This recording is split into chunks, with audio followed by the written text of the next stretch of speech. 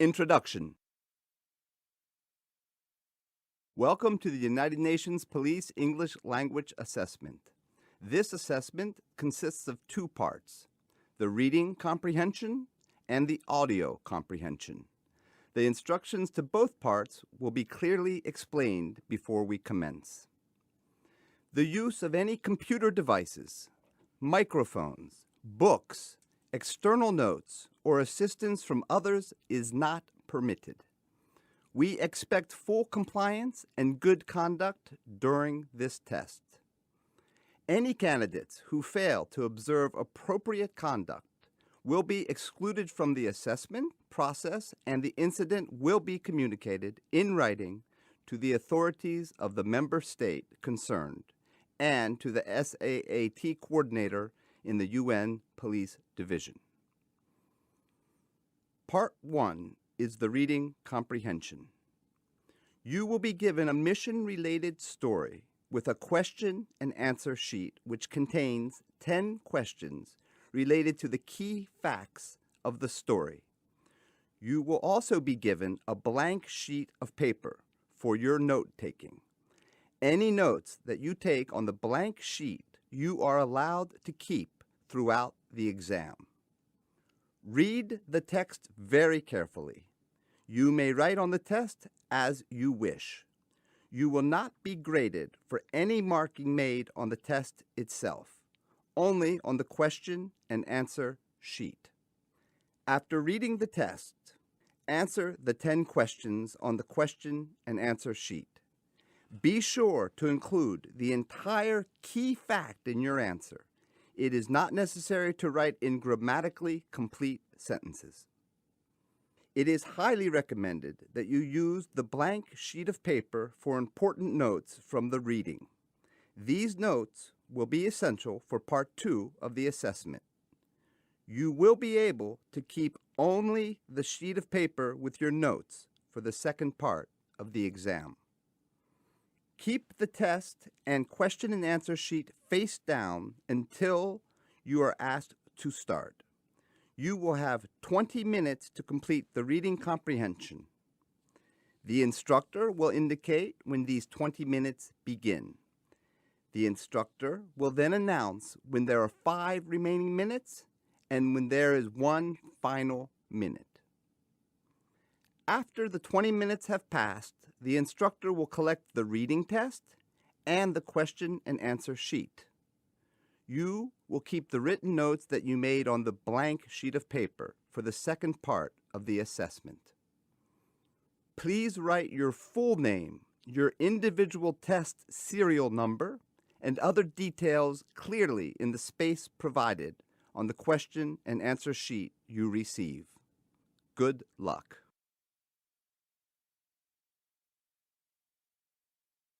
Introduction.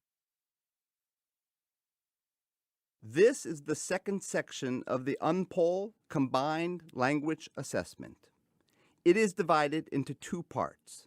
In the first part, you will hear one person describing the mission-related topic you have just read about in the reading comprehension. It will be introduced as the narrative.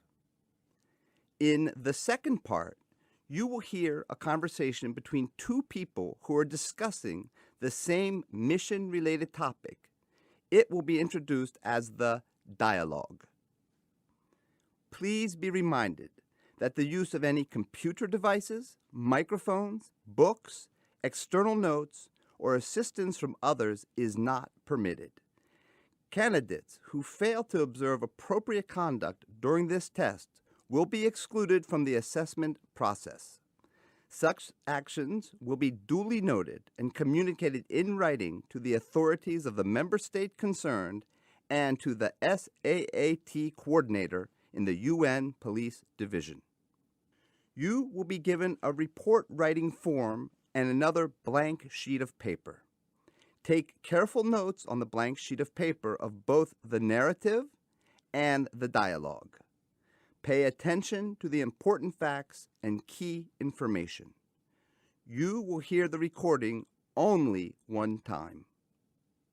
Once the narrative and dialogue are finished, you will be asked to use your notes from both the reading and the audio parts to write down your own complete police report. You will have 30 minutes to complete your police report. The instructor will indicate when these 30 minutes begin. The instructor will then announce when there are 5 minutes remaining and when there is 1 final minute. Please do not forget to write your full name, your individual test serial number, and other details clearly in the spaces provided on the report writing sheet. Good luck.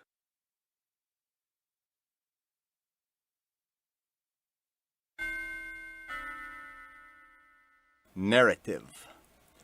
When reaching the spot of the incident, the unpolled team noticed the presence of an armed Kamaz military vehicle belonging to the local military forces and personnel that were very nervous and exasperated.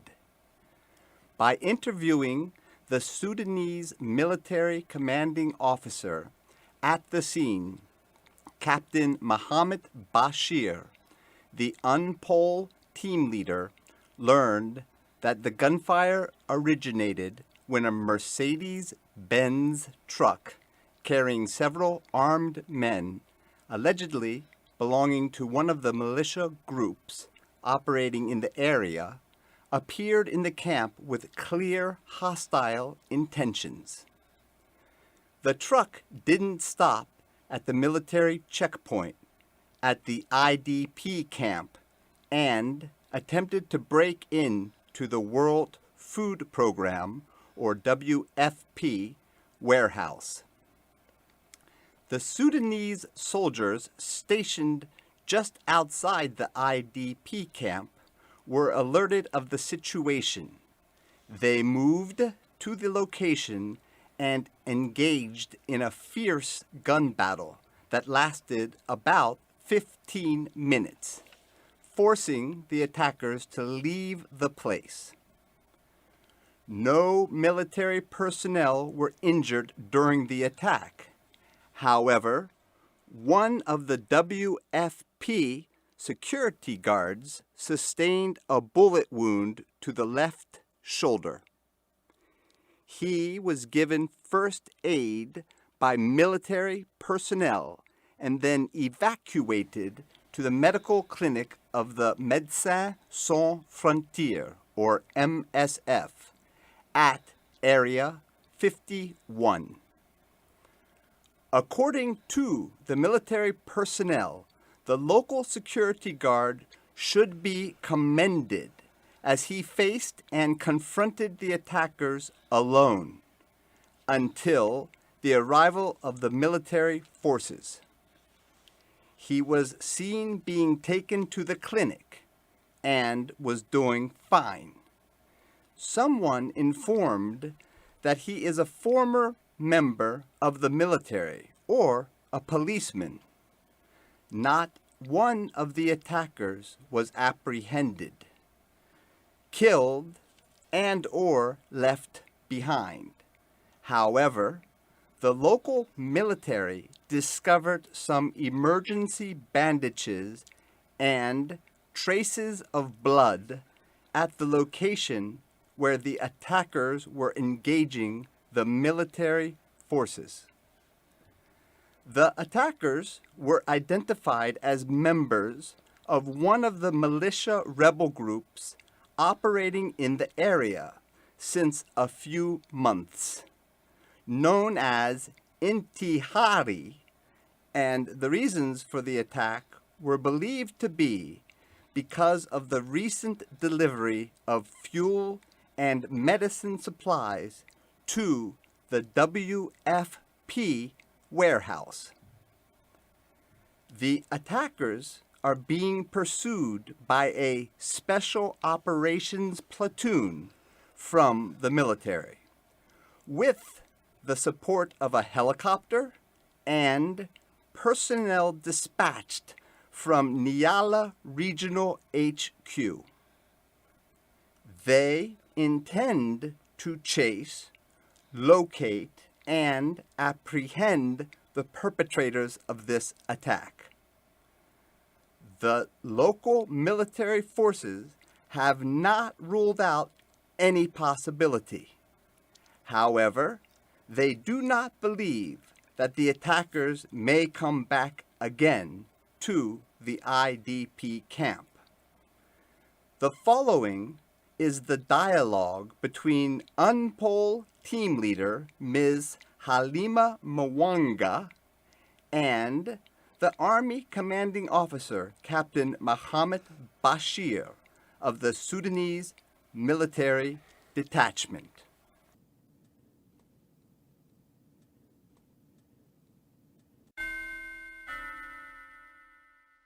Dialogue. Ample officer. Assalamu alaikum. Good morning. I am the Ample team leader of the Community Police Center, CPS, in Nyala, and would like to ask you the details of what just happened here. Captain Bashir. Good morning to you too. I'm Captain Mohammed Bashir from the 103 Regiment of Northern Region, and I'm the commanding officer of the military detachment stationed outside the IDP Kalma camp. We were just outside the OCHA office at Area 51 when we heard the shooting. Can you tell us what happened exactly?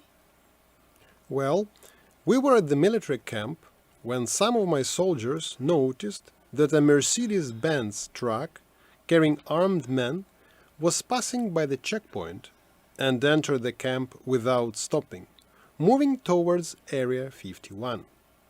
My personnel realized then that it was an attack, and we came in full force to protect the warehouse and to respond to this attack. Have you been able to identify the attackers or their intentions? We know that in the area there have been many rebel movements operating for several months. However, based on our gathered intelligence, we are quite sure that these attackers are part of the newly organized militia group known as Intihari that had been recently seen operating in the area. Do you know the reason or the motives for their attack against the WFP warehouse?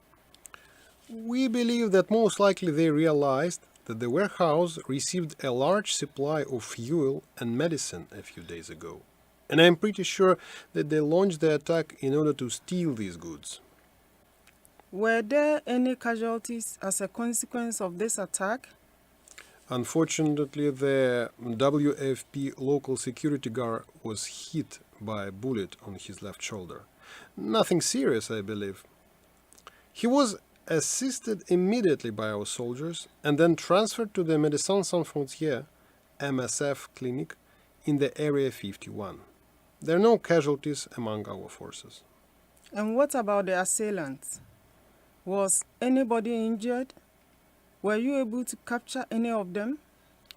Well, I'm not sure on the status of the attackers. You know very well they do not leave their own people behind, even if they are killed. So everyone was evacuated in the same truck they came in. We couldn't detain nor find anyone left behind. However, we found some traces of blood and first aid emergency bandages scattered all around the area from where they were fighting us. Do you know anything about the status of the local security agent that was on duty at the WFP warehouse? Well, that guy is a hero. He faced and confronted the attackers alone. Without his prompt reaction, I'm sure that the perpetrators would have been able to gain access to the warehouse and take away all they wanted. I remember someone told me that he was a former member of the military or a policeman. Is there anyone following the attackers or trying to capture them? I have dispatched one of my lieutenants in charge of the Special Operations Platoon to follow the attackers. We are also expecting that a reinforced platoon will be dispatched from regional HQ to assist in this operation, even with the support of a helicopter. What about the security of the IDP camp? Do you believe that the IDP population might be targeted by this same group in the future? This is very difficult to predict. However, we are not ruling out any possibility. We know these groups do not attack the camps unless there is something attractive to them, like in this case the fuel and medicine. Anyhow, we are very close. Also, the police are working with us, so I don't believe they will come again. Captain Bashir, many thanks for your time, and we are heading back to Area 51. Have a nice day. Enjoy the rest of the day and wishing you a safe journey back to Nyala village. Please inform the humanitarian officials they do not have to worry. We are here to protect the IDP camp. Many thanks for your reassurance. I will pass your message to them. Masalama. Masalama.